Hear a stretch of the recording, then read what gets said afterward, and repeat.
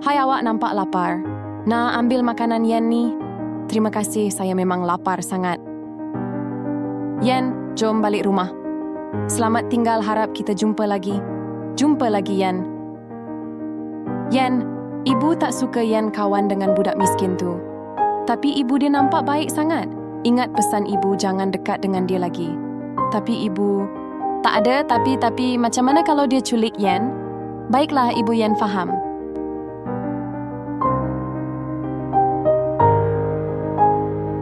Awak Yen kan? Hai. Tolong Yen, tolong Yen!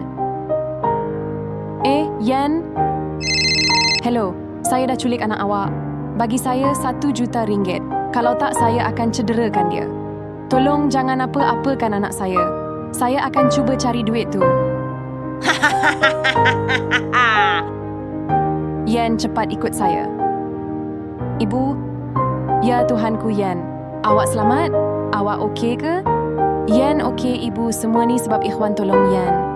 Terima kasih banyak Ikhwan. Saya tak tahu macam mana nak balas budi awak. Ibu, apa kata kita ajak Ikhwan tinggal dengan kita? Bagus idea tu. Ikhwan awak nak tinggal dengan kami?